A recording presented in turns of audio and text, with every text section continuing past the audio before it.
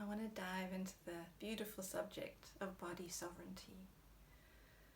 How do we cultivate it? How do we really find our innate truth? How do we express clear boundaries? And how do we navigate the information that's out there? The way that we can go about really discovering what our body sovereignty is as an individual is by listening to the response of our body in each moment. How do you feel when you're sitting in front of, for instance, a gynecologist? Is your nervous system relaxed? Is their nervous system relaxed? Are they purveying an authoritarian energy? Do they seem a bit dogmatic in some way? Or are they coming across as being beautifully compassionate and respectful? If you are not feeling respect and you are not feeling a sense of honoring from any individual, if there's a sense of them dominating the space, your nervous system is going to respond as threatened. And you are going to play out one of the survival mechanisms. It can be very internally, you may not be expressing outside. You may go into fawning, you may go into freeze, you may go into fight, you may go into flight. But if you don't feel physically on a primal level, if your body doesn't feel safe, not your mind, if your body doesn't feel safe in an environment, it's going to be very, very hard for you to express your truth and for you to hold a boundary. So many of us have great difficulty in expressing boundaries, and this is often something that can come from pre-verbal times, the old ways of parenting, the way the schooling systems are set up. There are many situations where somebody's authentic needs are either overridden or just blatantly ignored.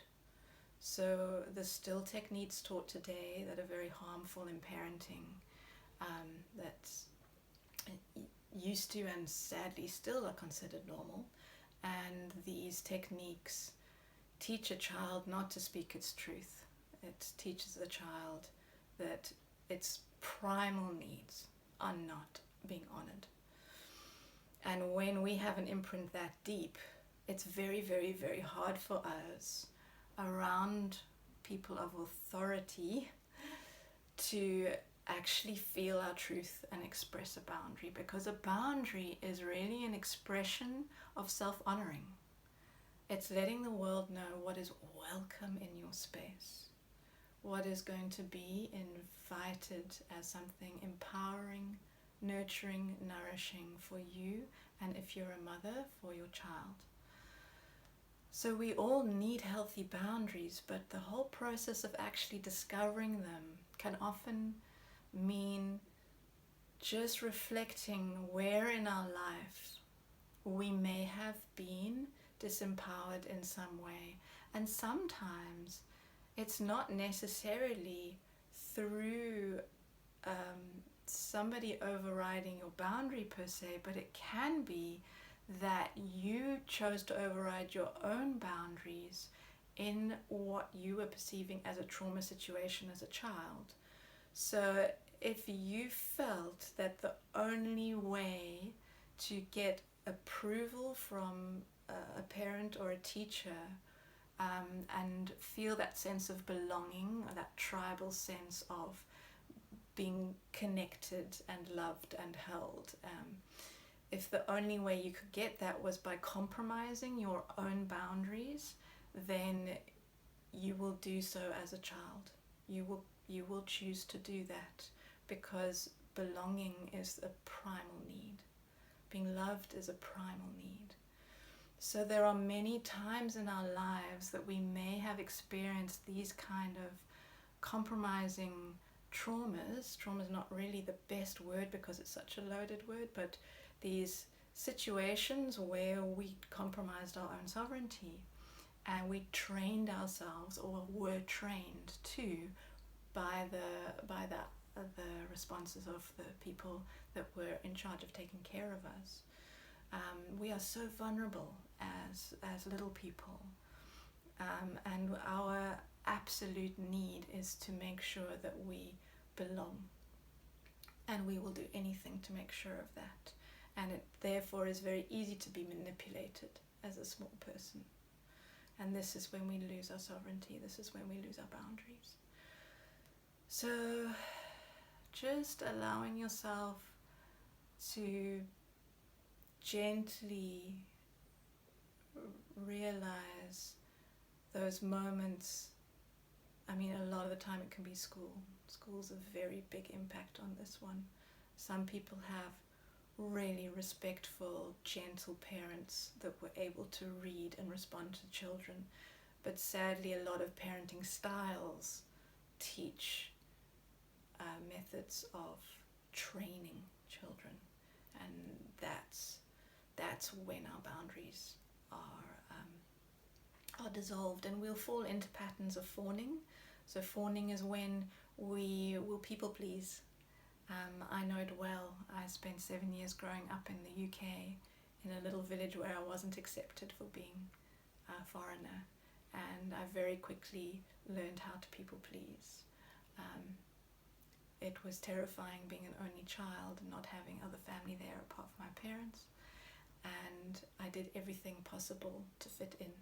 I started mimicking all of their behaviors so that I could be accepted. I took on a lot of programming that was so against my innate being, and it took a long time to unravel those stories, and I'm sure there's still quite a few in there. So we need to be very gentle with ourselves and very compassionate with ourselves. But there are 3 key points that we need to be able to honor our sovereignty, to really allow our body to express what works for it and what doesn't. So really discerning what our innate truth is, listening to our bodies and feeling what works for us and what doesn't, and from that we can define what our boundaries are. But to uphold our boundaries, we need to know the language of our environment. So we need to know in a medical situation what our rights are, when somebody can physically touch us and when they can't, and what kind of ways we can invite them to touch us differently. For instance, having a pap smear, you can ask to put the speculum in yourself. You can ask them to do it very quietly and gently when you're ready. There are many ways of doing this. If you're having a copper IUD put in, understanding physiologically that your cervix has got 3 major nerves, including your vagus nerve, and there is absolutely no ways anybody should be prying your cervix open without an anesthetic to put an IUD in. The same with very outdated concepts like stretch and sweeps with pregnant women. No data behind them whatsoever showing that they help to induce labor, and highly invasive, and the cervix's job is to guard the womb. So it's going to register in the body as something incredibly threatening, unsafe. And I would say it would make sense for the cervix to lock up actually in a tighter way to protect that baby, because it's just been directly threatened.